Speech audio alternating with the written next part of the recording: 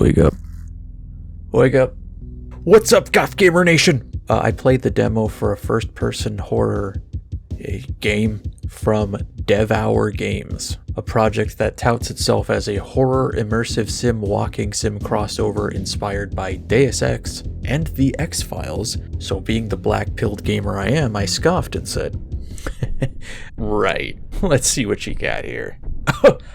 Okay. Now, you're only seeing the demos. I had 5 minutes or so worth of things to talk about, so you can't imagine the number of spooky walking around games I've tried out, how many spooky houses and ineffective flashlights I've dealt with, but I was immediately sucked into this demo. Its crusty, lo-fi PS1 aesthetic and vague, ominous plot hooked me pretty immediately. You play as an agency detective, a part of the Cryptid Division, sent to a Loveland, Ohio trailer park to investigate reports of kidnapping connected to a cult of frog worshippers. So you skulk around at night with a flashlight trying to learn what you can about this cult and meet up with the guy that tipped off the authorities to these frog freaks. It's a brief and atmospheric demo where, in truth, not much happens, but in the half hour it took me to play it, I experienced a lot of genuine tension. It pretty expertly instills a sense of unease and mystery, like I don't know what it's capable of, or if I'm in danger or something. I don't know what it's going to pull to scare me, and what it did was so subtle I was just waiting for the other shoe to drop, a pair of purple eyes glaring at you from the darkness. Hey there, friend. You stay right there so I can confirm you exist.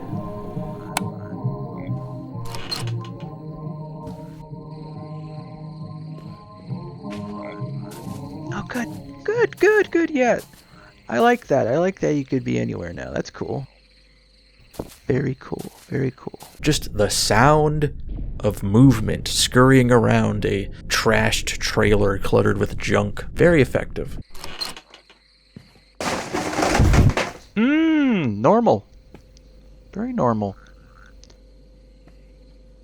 Oh, hey, buddy. I don't know how much of this game will take place in these trailers, but it's sort of a stroke of genius to make a game about unlocking and exploring each of these one by one. So it's like each one is its own self-contained experience. You get a little breadcrumb of the main story, maybe an item, and maybe something weird will happen. There was one trailer that was like, it was diabolical, really. Especially for me, as one who despises all insect life, and it was covered in spiders, and it's been a long time since I played a game that I just stalled, not wanting to enter a room. Like, I know nothing good's going on in there. I was just peeking inside and you could hear spiders skittering around and an impassioned fire and brimstone preacher on an old TV set. Very atmospheric, very effective, but also for doing that. This demo does exemplify what I appreciate about horror games, though. It's not the relentless gore or body horror, though that has its place in my heart, but just the casual, unexplainable creepiness of things, almost mundane but uncanny. It's like when you walk into any place that doubles as a venue to play Magic the Gathering, you just know you shouldn't be there by the vibe and the smell. I'm trying my best to give up terms like Lovecraftian or Lynchian, but I guess you could apply both to this. There is a certain rural Innsmouth-like quality to a bunch of rednecks out in the boonies licking toads until they see God. Also the fact that, like Twin Peaks, you don't get any grounding in reality. I like that. I like that this agency isn't the straight man in the equation. It's just as weird as everything else, from what little we see of it. It's also got notes of True Detective, but I think I've started to just say that whenever I see a detective story in a swampy wetland of sorts. But I guess it does also flirt with the supernatural, although if there does exist a cryptid division in this world, I'm thinking we might see some supernatural critters.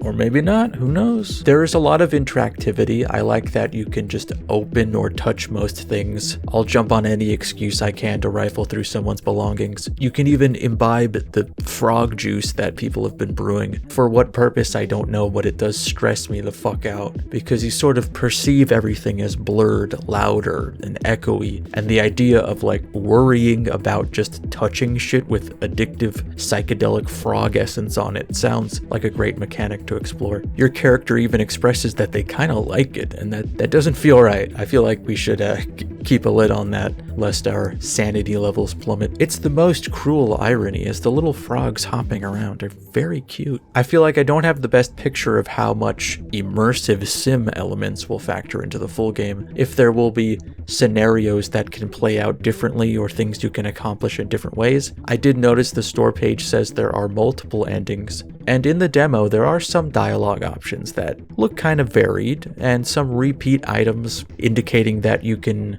get the same solution to something in more than one way. I'm not really hung up on it meeting that definition, because from what you get to experience here, I can see that this developer has a clear vision and a great understanding of how to build tension and confusion. The sound design is fantastic, and it is likely influenced by much of the same media I enjoy. Definitely worth a look with some headphones and darkness, or like I did and half awake and loopy after a dentist visit. Oh, I was on my own frog juice.